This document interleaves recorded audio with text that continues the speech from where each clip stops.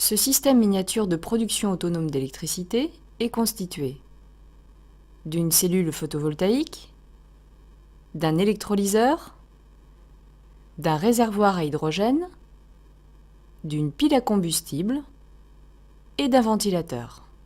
Alimentée par les rayons du soleil ou une lampe électrique, la cellule photovoltaïque convertit l'énergie solaire en électricité. Ce courant électrique alimente directement le ventilateur et son hélice tourne. En l'absence de lumière, la production d'électricité est stoppée, entraînant l'arrêt du ventilateur. Une des solutions consiste à stocker l'électricité afin de l'utiliser indépendamment des conditions d'éclairement. Ce système miniature permet de le faire en 2 étapes. Il s'agit d'abord de récupérer l'hydrogène de l'eau via un électrolyseur, puis de convertir cet hydrogène en électricité en utilisant une pile à combustible.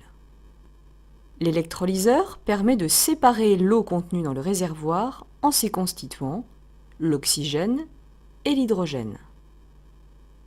L'oxygène, qui n'est pas stocké, est libéré dans l'air sous la forme de bulles dans le réservoir. L'hydrogène est stocké dans le 2e réservoir. L'eau de ce réservoir empêche l'hydrogène de s'échapper dans l'air.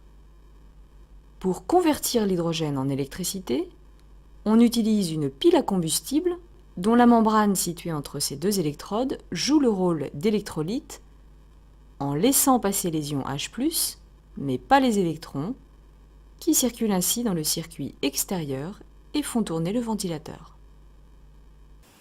Au niveau de la recherche, il y a actuellement un regain d'intérêt depuis quelques années pour les nouveaux matériaux polypiles à combustible, mais aussi un regain d'intérêt pour les matériaux pour l'électrolyse haute température, qui est un système qui est très très proche de celui de la pile à combustible, qui est simplement un procédé inverse. Donc on a les mêmes matériaux à peu près et le même type de problématique. Donc là c'est une cellule dite pile à combustible haute température, constituée de différents matériaux. Pour que la pile fonctionne, il faut qu'elle soit alimentée en gaz, bien sûr. Le carburant, c'est l'air, donc là, il n'y a pas de problème. Mais au niveau du combustible, il nous faut donc un combustible qui soit de type hydrogène. Donc nous avons ici une réserve d'hydrogène qui permet, grâce à ces tuyaux, d'alimenter une électrode en combustible. Cette pile est une cellule qui fonctionne à haute température. L'ensemble de la cellule est placé en température dans un four. Ce four-là est bien sûr refermé pour réaliser les manipulations. Quelles sont les manipulations que l'on peut faire ici? On fait varier le débit de gaz, que ce soit du côté de l'air ou bien du côté de l'hydrogène, et après on fait varier aussi la température. Le but, c'est d'obtenir le plus de puissance possible à la sortie de la cellule pile à combustible. Cette puissance se rapporte à la surface de la pastille. Donc on va avoir une certaine puissance pour environ, par exemple, 0,5 cm².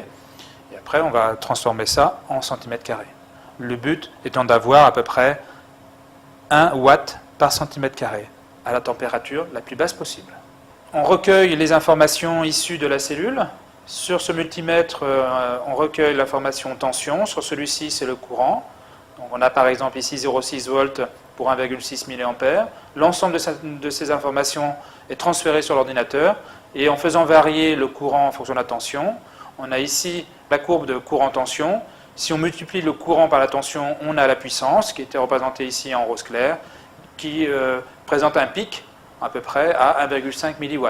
Ça, c'était pour environ 0,05 cm². Donc on peut imaginer quelle sera la puissance fournie pour 100 cm², voire beaucoup plus que ça. Il y a en France environ 150 chercheurs qui travaillent dans le domaine des piles à combustible, haute température, et à peu près l'équivalent dans les basses températures. Donc ça forme un réseau. Et après, il y a le réseau international, qui est complémentaire du réseau français. En France, on fait de la recherche plutôt fondamentale. En Allemagne, par exemple, c'est une recherche beaucoup plus appliquée, donc on est complémentaires. Donc on rentre dans ces réseaux européens maintenant. Les États-Unis étaient un peu à la marge.